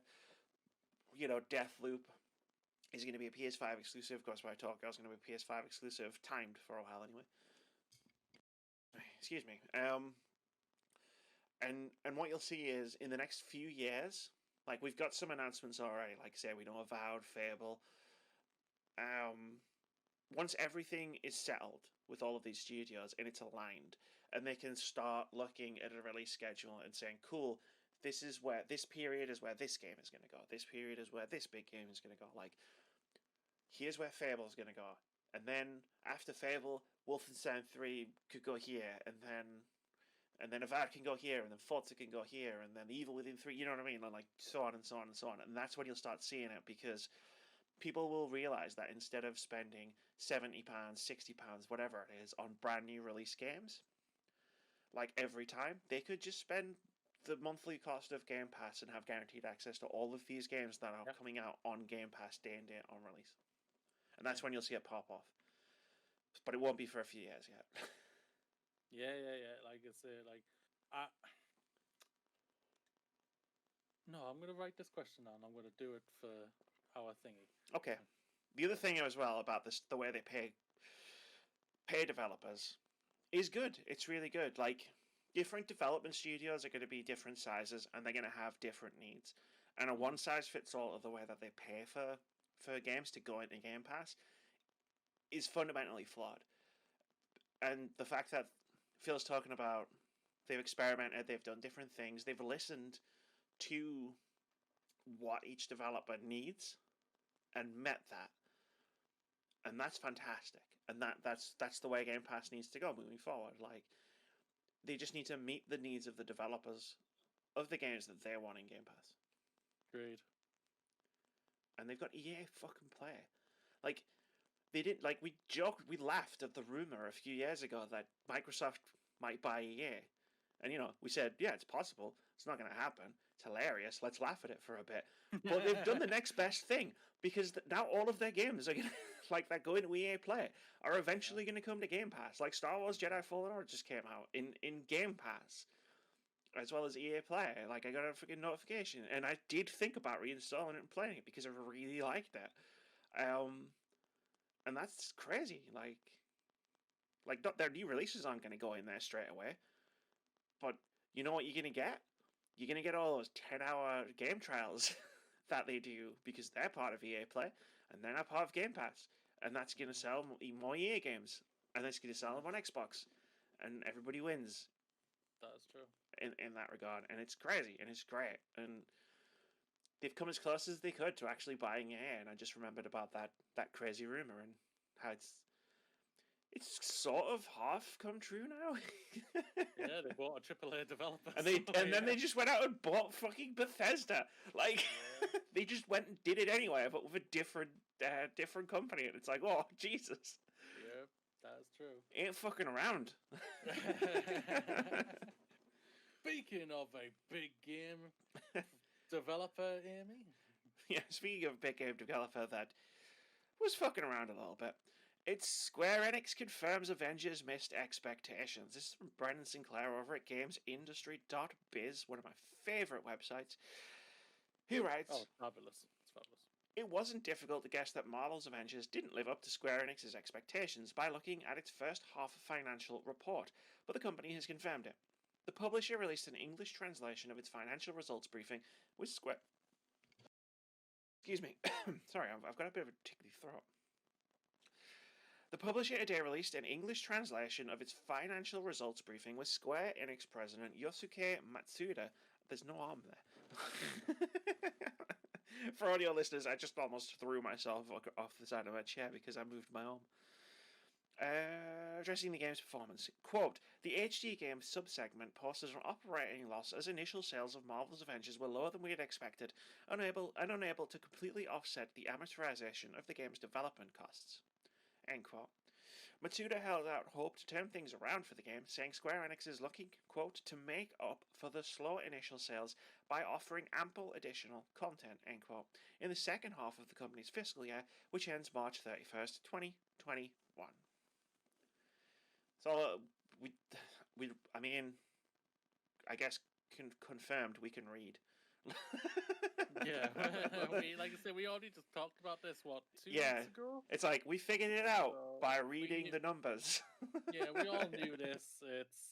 It's a shame for everybody who's worked on this game and everything, there's no doubt about that, but like what they've just announced or thrown out their new content, isn't they? Yeah, it came out, we talked about it last week in the reveals, because it came out right before the podcast recording. Kate Bishop Taking Aim is coming out on the 8th of December. And then after that, Clint Barton. It's got a sick name. I can't remember what it is, though. It's time. It's something to do with time. It's not Time Heist. Why did I almost read that out loud? That's definitely what they called the Time Heist in Avengers Endgame. Why can't I remember it? Oh my god, I'm supposed to be someone who plays that game. I'd say asking me is not even a question. It's so difficult to find any information about Avengers because obviously there's so much Avengers. Operation Future Imperfect. That's what it's called.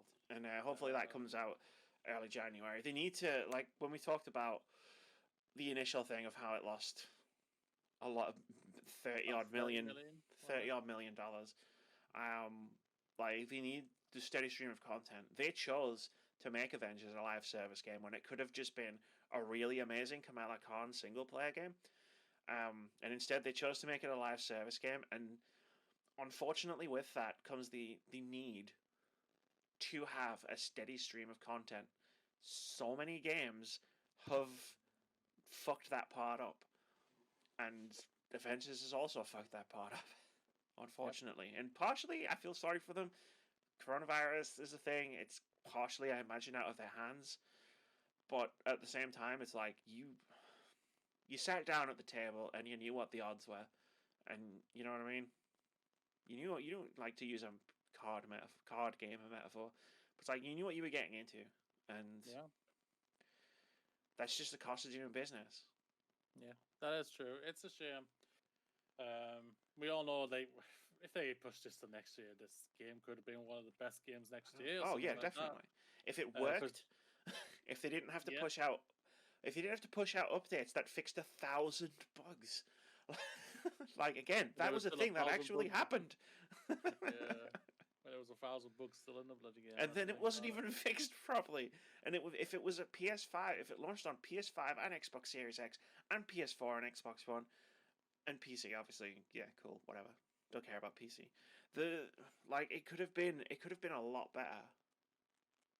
Like I've been keeping an eye on the other live service game Square Enix is working on called Outriders, and like the stuff they're talking about is way more positive. Like in terms of like, because Avengers is a fun game to play for 10 to 15 hours when you're playing through the main campaign. It's pretty fun. Like, it's a good campaign. The story's really good. The cast is amazing. It's everything that happens afterwards, where it's like, it's a good game for me to turn my brain off and play, which is good for me because I like to like listen to documentaries and listen to like weird YouTube videos while I'm playing a video game. But that's almost a backhanded compliment, because what I'm saying is I could play a game without paying attention to it. Yeah. Yeah, I said that last week or 2 weeks ago. It's like it feels like a backhand comment when I hear that type of thing, and it is. But yeah, sorry, Outriders, which is the other Square Enix live service game that's going out. Like it's not out yet. It's coming out in March. But everything they've said about the game in their update videos, like that they're doing, like they're not war tables. I don't know. I can't remember what they're called. Like it already has a better end game than Avengers, which has been out for months at this point. Yeah. Shame. It sucks. Hopefully their long game can bring them back, but with the deficit so bad right now, this could be the thing it's got in its back pocket, the big advantage it's got, that it can turn this around, because it is in Anthem territory, but unlike Anthem, it's got the Avengers. Like, it's got the IP. Yeah, people will. Character IP, yeah. If people like me, who keep revisiting the game when new characters turn up and stuff, because I don't think you're going to see a big surge in people coming back to play Kate Bishop's story. No. Like, I will, because I love Hawkeye, I love Kate Bishop, and I think the game is fine. And it's story content, and that was the part of the game I was really, really happy with. But like, if people like me start saying Avengers is good now, this isn't going to be like a Sea of Thieves situation where it's an uphill battle to convince people to give it a shot. And then for those people to turn around and go, oh, you were right, it is really good. And I'd be like, yeah, I know I was right. Fucking hell, man. Come on. It'll be easy to convince people because everybody, like, so many people love Avengers and want this game to be good.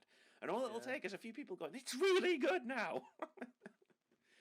Like, I've been talking about how great No Man's Sky is because I've been replaying that the past week. But I'm never going to convince very many people to come with me and play No Man's Sky who were burned on it already. But it would be easy to convince people who are already fans of Avengers to play Avengers. if I started saying it's worth it now.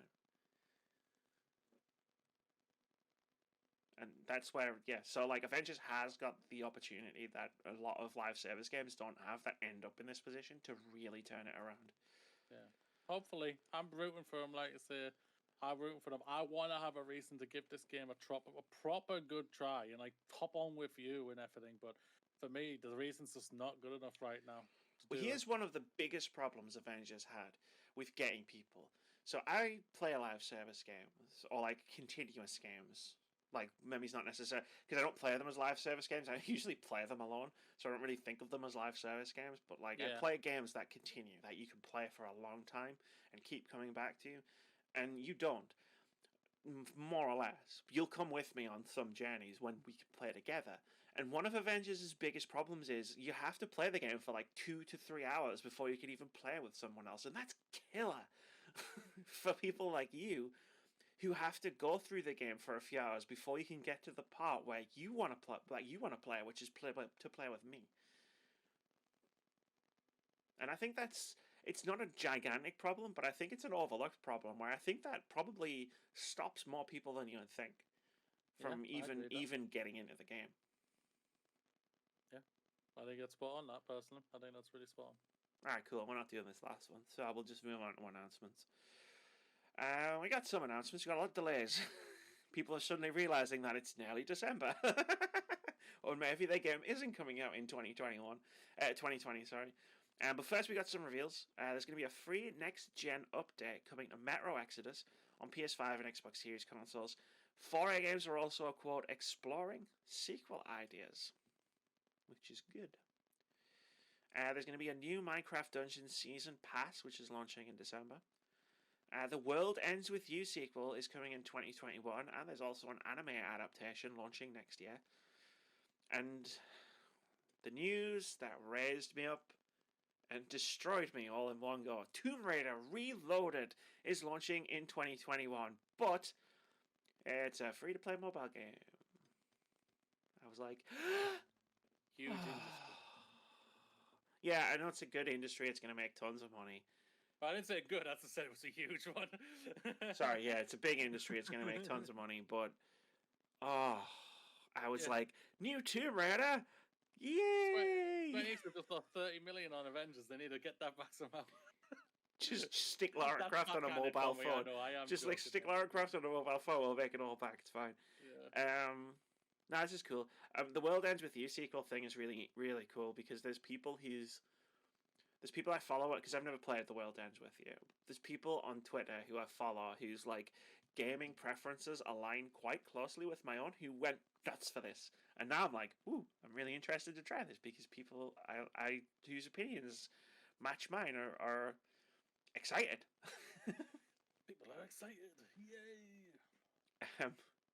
We've only got one release date, and it's not really a release date. It's just a thing that happened in the past week. Because the Fallout 76 Steel Dawn update accidentally got released early. So they just had to roll with it. And I thought it was funny.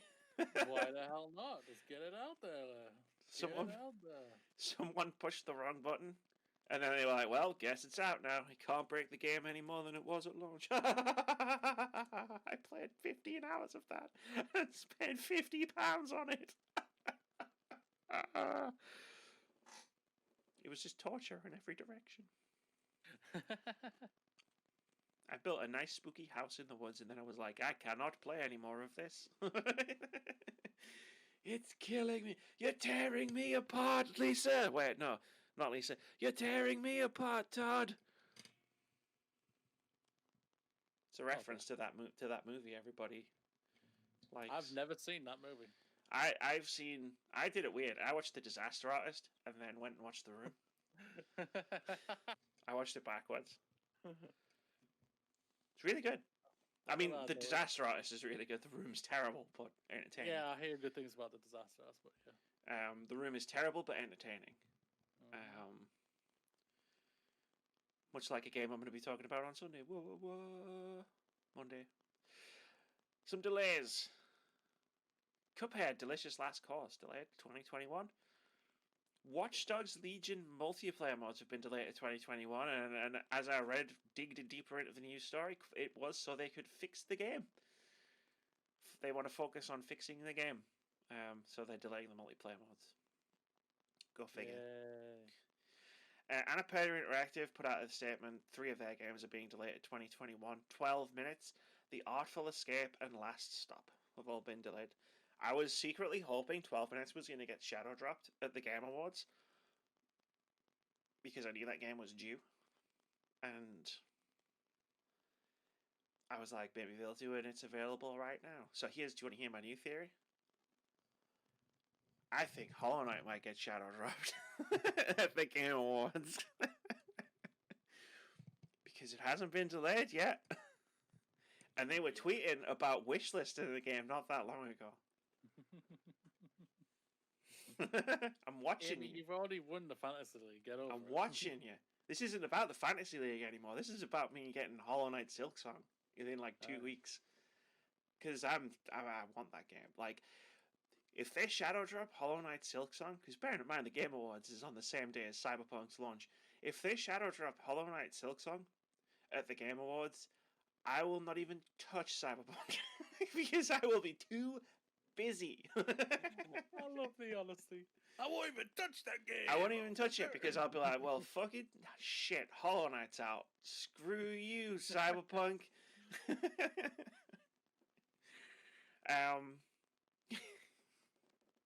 I love doing this podcast sometimes. MechWarrior 5 Mercenaries has also been delayed to spring 2021. The developers very candidly said it was to avoid Cyberpunk. You gotta respect where they're just honest. We're getting out of the way of Cyberpunk. It's like, yeah, we're just moving. To understand, right? Yeah, Give it's like that little bit of time just to make it that little bit more smoother. But damn, we're getting the hell out of the way of that game. Yeah, it's like they're going to polish it, and I think there was some DLC that was going to launch in spring, so I think they're just releasing both at the same time. Yeah. But yeah, it's just like that's like the third game, I think. It was like the third or fourth delay we've read on the podcast, which is specifically said we just can't release around Cyberpunk. And it's we want the company to live. We want to sell this game. Yeah. Whereas I think we want to be able to pay our developers, our staff. It's like Hollow Knight could probably stand up and sell really well, even if it comes out on the same day as Cyberpunk. But like, yeah, most games couldn't like make enough money because everybody will be playing Cyberpunk. Hollow Knight would because it's the game all the Switch owners will buy. Fair. They don't have Cyberpunk. They don't have Cyberpunk. Yeah, that's fair. That's understandable. Yeah. See. Yeah. No. Thought you found a hole in my logic there. No, I never think that. Honestly, I just throw out a thing. If you come back, that's fine. You just nod. Like, yeah, sure, Amy, sure, yeah, whatever you say, Amy. Yeah. I don't think the number will be as big as you think if they did shadow drop, but no. But the tail on that game will be a lot longer because then that'll be the game everyone buys when they're finished Cyberpunk. Not everyone, obviously, because there's not 100%. There's not a 100% crossover between people who play Cyberpunk and people who play Hollow Knight. But QA testers come out and said he's still playing it now, and he's been on it 170 plus hours. Yes, he's taking his time. I saw that. QA the crap out. It wasn't even. I don't. Was it 170? I remember. I saw Susan Arendt respond. Was it on Games Industry? Yeah, it got picked up, but I saw Susan Arendt like retweet the tweet, and she had the perfect response. And now I'm gonna find it. Like I can remember the response. It's just I feel like you're underselling how many hours the person said they'd played. I said 170 hours. Might be more. Don't think it's as more as that though. Don't think it's as big as. I don't know. Susan Aron's tweeted a lot. Like, yeah. Here we go. Yeah, one dev has spent over 175 hours in Cyberpunk 2077 and still hasn't completed it. Even better, he said that's not him trying to 100% it. Susan Arendt said what I thought when I saw that, which was, you say that like it's a good thing. Like, yeah. That's not a good thing. Like, who has 175 hours to play a video game? Well, he has to, though. That's the thing about it. But, like, normal people are going to play this game. Like, people are going to play this game, right? He hasn't completed it, and he's not trying to 100% it, and he's spent 175 hours in it, and it's like, shit. I don't have that much time. I haven't put that much time into a game in fucking years. Like, we both admit ourselves, like, open world games are getting a bit hefty. And, like, the article, which I'm guessing you've shared in the content drop, which I said to you, which was absolutely perfect, that, yes, Yeah, it's the perfect rejoinder to this. Like what I'm hoping is Cyberpunk comes out, it's amazing, everyone plays it, but it's stupidly long, and people point out that it's ridiculously long, and it becomes like that's the peak, right? And then like everyone goes, okay, that was an amazing game, but it was way too long. So maybe now we need to think about maybe not having games be so big. And then everybody kind of agreeing because it's like, well, Cyberpunk got to the peak and we're not going to get that far. So let's do something different. And then that becomes the tipping point where it's like they start doing different types of things with open world games. That's what I hope happens. Hope so. We do hope so. Like, I think fundamentals need to be seriously changed. yeah. But again, I'm rooting for Cyberpunk. I'm excited for Cyberpunk. I think it's going to be a great game. Yeah, that's not a knock on Cyberpunk or anything. Like, I am going to play it, unless Hollow Knight comes out the same day. But it's a game I don't think I'm going to touch until after my college. Like seriously, I'm preparing to go into a prototype stage for my game, and I'm like, oh god. Like that's the thing about like what you told me last week that Miles Morales, what you said you completed in 10, 12 hours. You said I want to say it was about 10. You know what, Moody? I'll look it up because I can. Yeah, but if it's around that, that's perfect. I think that's fantastic. I love that. 10-hour experience, I think, is absolutely fabulous, and I prefer that. Yeah, because I can get in and out of the game and just go, that was a good dinner. Yeah. I mean, I did also say that it needed to be longer because the story wasn't as fleshed out as it could have been. But yeah, I get you. Like, there's a length that games can be. Sorry, let me try that again. There's a length that games should be, right? Like, you play a game, and sometimes you feel like it was too short, and like Spider-Man, and sometimes you feel it was too long, like Alien Isolation, and they're both still really good games. But one could have done with being a bit shorter, and one could have done with being a bit longer. Like, there's a perfect length to a game. Like, I played Persona 5 for almost 100 hours. Right? That scares the shit out of me. When I hear that, I'm like, I hear nothing but great things about the Persona franchise, but when I see that and hear that, I'm like, I don't think I can touch this game. As long as that was the correct length for that game. I mean, I had to approach it like I was binge watching a TV show as opposed to playing a game, and that was over an entire summer. But yeah, it's like a game like Uncharted Lost Legacy was the perfect length. The Last of Us was the perfect length. Like the same way that Persona 5 was, even though it was much shorter. It's like there's no one. It's like the Game Pass thing we were talking about earlier. There's no one size fits all, right? It's like, but sometimes you just do read something and you just go, I don't have that in me to play that game for that amount of time, and that's what I think when I look at Cyberpunk. Anyway, where were we up to? Yeah, free shit. I've added another question for the. Okay, well, I bet we'll speed run through the through the rest of this. There's some free shit. Free on Epic Games this week. You get Mudrunner until December 3rd.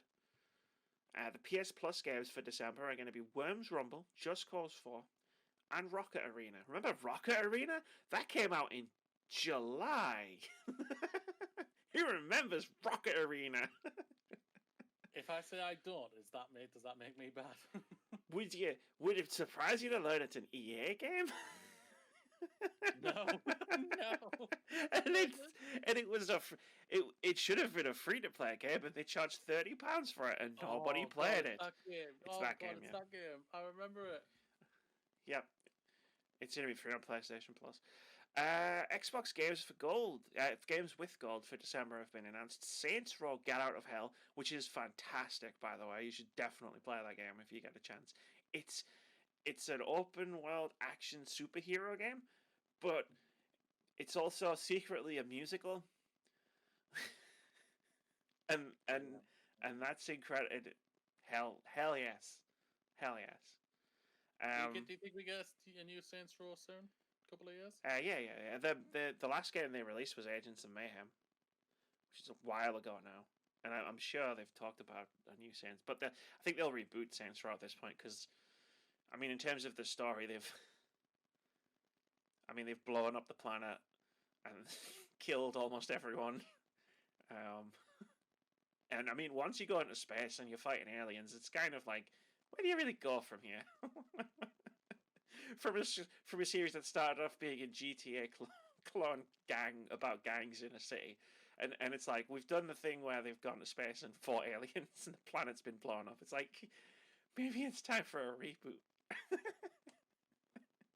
It'll be fascinating. I need to do a video charting the course of the Saints Row franchise. Because it just gets crazy. It's like, it's a GTA clone, and then it's just, what, 3 wars Not and 4 anymore. wars. Also, Xbox games with gold for December. You also get Stacking, Raven Remastered, and Bleed 2. We've got some other news, which is Dragon Age creator Mike Laidlaw forms a new studio, Yellow Brick Games. Have you seen the Twitter bio for this? No. I think it's pretty funny. We are a company that values people over everything.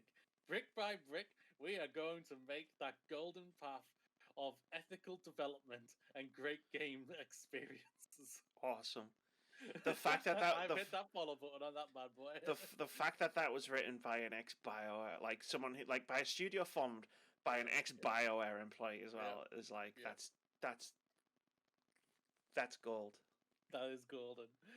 It is golden. Also, the Last of Us series has been greenlit by HBO, so it's going to be an actual series now. It's not just in development. I'm very fascinated by this because they've got the guy who was the creator of Chernobyl. And Chernobyl was one of the best shows I saw in 2019. It was probably one of the best things I saw in 2019 in general. When that I'm very fascinated to see that him and Neil Druckmann are teaming up for this. That's on my pile, Chernobyl. But yes, I was about to say Druckmann's also working on it. Yeah. I know a lot of people are probably thinking, well, they're just gonna do the same story and everything like that. I think they'll change it up a bit. I think they're gonna stick to how it goes, but I think they're gonna change things up. I think it'll still be the same story. Yeah. Like getting this girl across and the beats will be the same. Yeah. But what you've got to remember is so there's the cutscenes, okay? Mm-hmm. And I think those will largely play out in the same way in the TV show as they did in the game.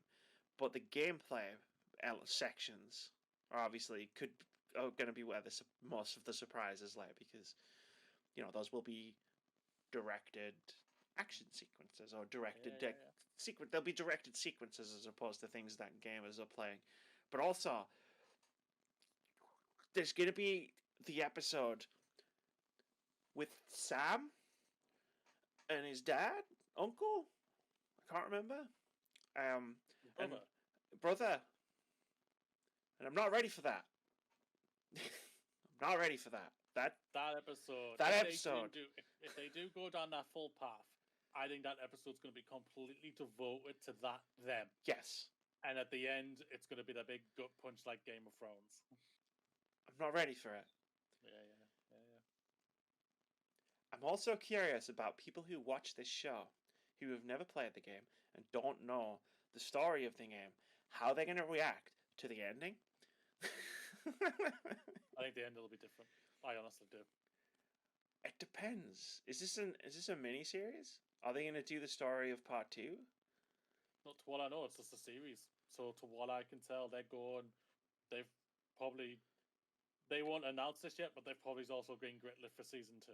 Because if you do the story of part 2, you kind of have to end it the same way as the game.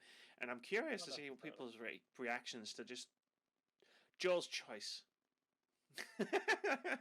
I think it'll be the same choice, but I just don't think it's going to end the same way. I think they're just going to walk into the village. Oh yeah, He won't ask the question. I don't think she'll ask. No. They can do all that stuff differently. No, the part that I think I'm interested in seeing people's reactions to is the choice that he makes. Not necessarily where it cuts off, just the choice that Joel makes to murder. Spoiler. And I'll leave it at that. Because that was divisive for us. Like a lot of not in a bad way, not in a Last of Us Part 2 divisive way, but that was a divisive talking point for everybody who played The Last of Us.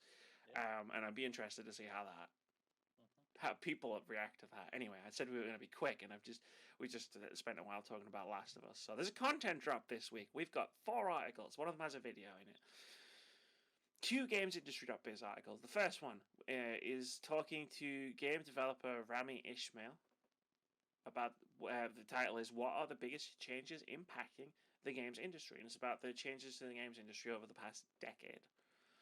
The second one, the one you alluded to before, that you linked me, the time is right to reevaluate open worlds. We can do better. Fantastic article, amazing points. Fabulous. Some points I myself have been making for years. Yep. This person makes them better than I do because, you know, I ramble a lot, but it was nice to feel vindicated. However, I did love the irony of the fact that the person who did this works for Ubisoft. Get in there. Oh, the irony. Yeah. We don't want to hear anything bad things about you later on down the line. Please. You made us laugh and smile at this article. Yeah, because this is funny, but if it becomes not funny if you were a bad person. But I don't think you were a bad person. I've not heard anything about it. But yes, the irony of someone from Ubisoft saying we can do better open worlds. I had to laugh. But it is a good article and you should read it. It's very fascinating. We've got a Kotaku article from Xenogears, from Xenogears to Xenoblade, the history of Monolith Soft. I don't feel like I don't need to explain what that's about. And the last one is like a short documentary type thing. It's like a series that PC Gamer's been doing, and I like this one, so I liked it.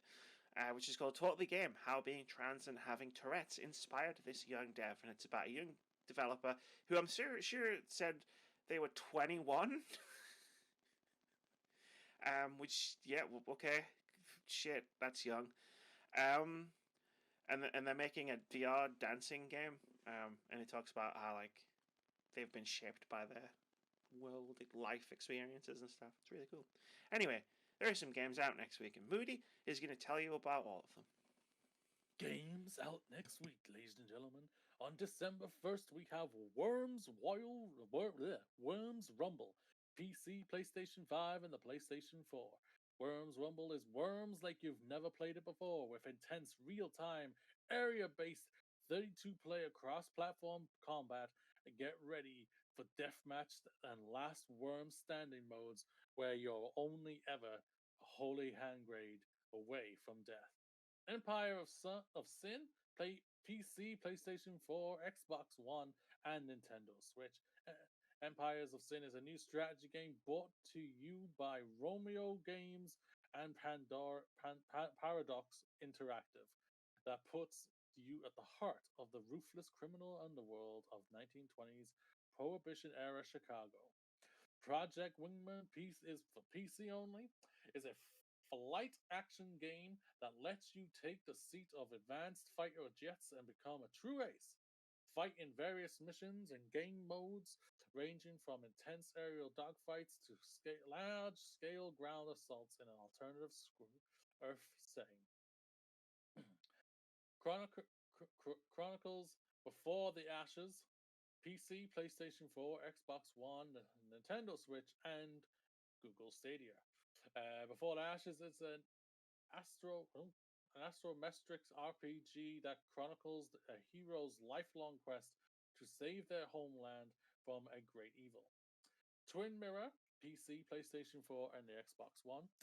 Forced to confront his past, Sam Higgs uses his unique intellectual abilities to undercover his hometown's dark secrets. But now, do you know who to trust when you're not even sure you can trust yourself? It's also a Dontnod game. Say that again, sorry? It's also a Dontnod game, I just want to point out. Because I like them. Ooh. And it didn't mention it there, and I was like, hey, wait. Important information. Well, that's it. It doesn't say it, so I didn't know myself. So, December 3rd, Immortals, Fenyx Rising, PC, PlayStation 5, PlayStation 4, Xbox Series X and S, Xbox One, Nintendo Switch, Google Stadia. Immortals, Fenyx Rising brings grand mythology adventure to life. Play as Fenyx on a quest to save the Greek gods. Excuse me. El Hydro? El Hydro. I don't know why I did the accent. El Hydro. El Hidro, a Wild West Tale, PC and Google Stadia. El Hidro is an exciting spaghetti western stealth game in which you guide a 6-year-old boy on his quest to find his mother. Per Aspera, Per that's in aspera. it. Per Per Aspera, aspera. PC experience city building as never before. Overcome near impossible odds to terraform Mars, cultivate a red planet's hidden resources, and unravel the past mysteries of those who attempted to the unbelievable feat. Humanity's future rests on your shoulders. You're putting too much pressure on my shoulders there. I can say that now. Hogs or Fogs? Fogs. I played this Fogs. at EGX. It's great. Sweet. PC, PlayStation 4, Xbox One, Nintendo Switch, and Google Stadia. In Thogs, you play as a duo of dogs on a captivating puzzle-filled adventure linked by a stretching belly. I think I've played this as well. You'll need to bark, bite, and bounce your way through obstacles set across the themed worlds of food, sleep, and play in co-op or single player. Mobid's The Seven Apocalypse? The Seven Acolytes. 7 Acolytes, thank you very much. No problem. I can't read very well, ladies and gentlemen. I don't know why she asked me to do this one. You took over it, and then I just went, That's okay, true, no problem. PC, PlayStation 4, Xbox One, Nintendo Switch. The Seven Acolytes is a horror punk action RPG filled with love crafting horrors and Coronal Burgers gore. I think I've said that probably wrong, making it the most gruesome take on the Souls-like genre yet. Haven, the last game is on PC, PlayStation 5, Xbox Series X and S, I and played this Xbox as well. One. Two lovers gave up everything and escaped to a lost planet to be together.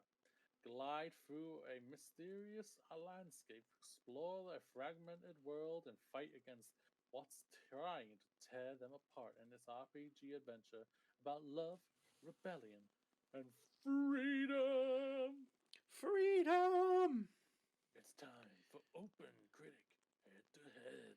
This is the game myself and Moody play every single week, where we try to guess the OpenCritic average of one upcoming game. I got my phone out to try and get some Fogs codes for us and forgot that this section was a thing. I thought we would go straight to the post show.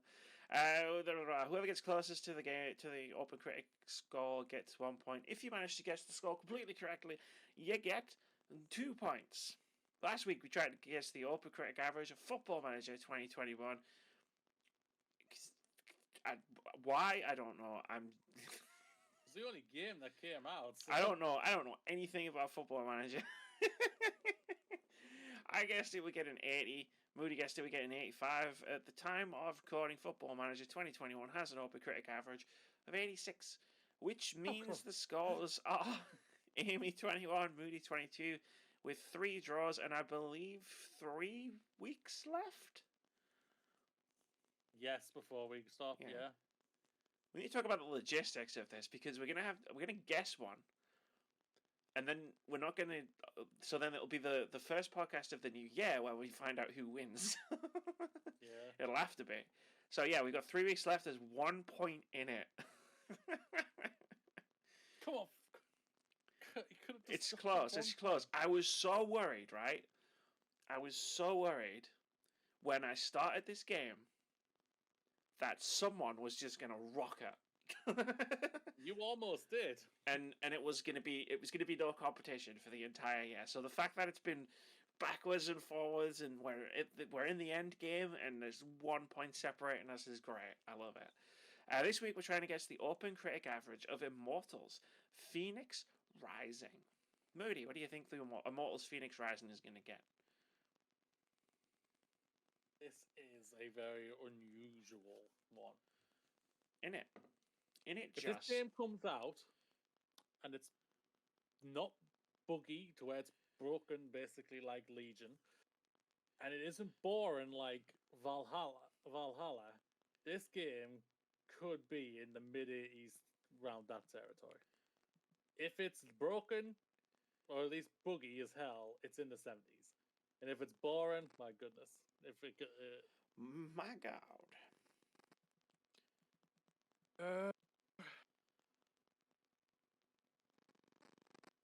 to say the same number I said for Football Manager, 85. All right then. Moody has guessed he will get an 85.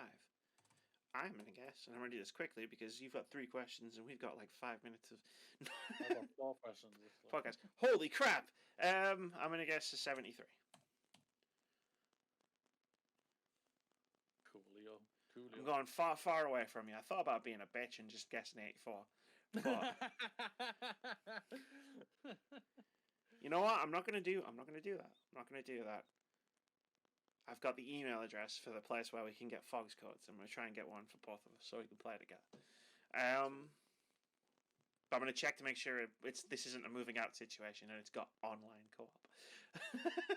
Because we did that once before. We've done this before. We've been down this road before and we were really disappointed.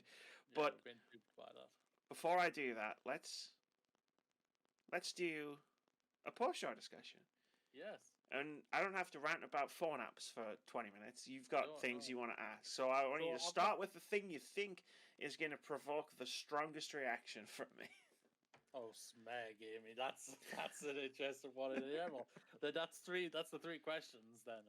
Because I have one thing and one game I want to talk about, or at least ask you about, but we can literally leave that for later even. Okay, so you have a choice from, do we think... I'll ask you this one. No. Okay, I'll ask you this one. Do we think if Sony did Game Pass first, would they have more subscribers? I think yes. Yeah. They got more PlayStations. Like, for starters, they've just got more consoles out in the wild than Xbox has. But also, like, the proposition... So when we talked about Game Pass before, like, we even said, like, the proposition of Game Pass at the moment is potential. Like, there's games on it, and there's some great games on it. But the big hitting Xbox Game Studios games, for the most part, aren't going to be there for a few years. Whereas if PlayStation did PlayStation Game Pass, I mean, when did Game Pass launch? 3 years ago now, isn't it? Game Pass launched on June 1st, 2017. So 3 years ago. Which means that the first game on it would have been the first PlayStation Studios game on it would have been God of War. Like, Horizon Zero Dawn would have been on it, but it would have been a few months old, so a lot of people might have bought it already. Like, the first brand new day and date release, God of War would have managed to push so many subscriptions just based on the fact that it was God of War. Yeah. But like you I did think it was yes. It's a yes. We all know. It's absolutely. But it is yes. because of their exclusives alone, their IP alone. Like the second The Last of Us Part 2 hit PlayStation Game Pass day and date on launch day, you would have had tens of millions of new subscribers or returning subscribers to play The Last of Us Part 2. Yeah. Okay, so next one I have. Do we think Ubisoft Connect will join Xbox Game Pass like EA Play? Not anytime soon. I think there's a chance now because of the EA Play thing, but I think Ubisoft might be holding out just to see what is it for EA? How efficient and how effective has it been for EA? Type of mentality. Yes, they would have got a big chunk of money. We all know this and everything, but just how I am very curious, and I think there is the chance and everything, but it depends how. It depends how well it's doing. It depends how, and like regardless of EA Play and what happens, I think it just depends how well you Play Connect is doing on PC as a subscription service. Because it does also like cross save stuff. Because I was watching someone talking about taking their Assassin's Creed save from PlayStation 4 to Xbox Series X.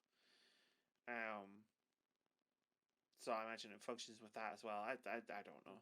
I don't think so. I don't think it's likely. But I also if you would have asked me 6 months ago if I thought it was likely that Xbox would buy ZeniMax and Bethesda Game Studios, I mean, I would have fucking laughed in your face. Yeah, I would have laughed at this as well. Yeah. I think there's a chance. We know Microsoft have a good relationship with Ubisoft. They get on very well. They have most of the marketing for most. I mean, they've got marketing for a lot of their games, right? So. Yeah. Well, I think we've just had a fun post-show discussion there. We have. We have. Some of this will be a separate video because we went way over time, and I'm just gonna chop out the open world discussion, and do bonus content. That's gonna be a thing now. Maybe we'll do this more in the future if we have other things to talk about, but run out of time. Who the fuck knows? It's our channel, and we can do whatever we want. No one's been able to stop us yet.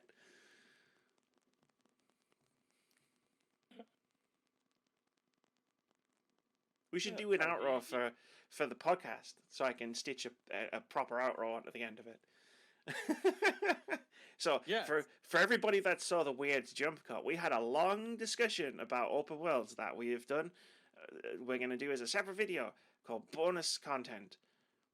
So you should check that out, because it was meant to be a quick discussion and it turned into a long discussion about open worlds, and I didn't want to cut it.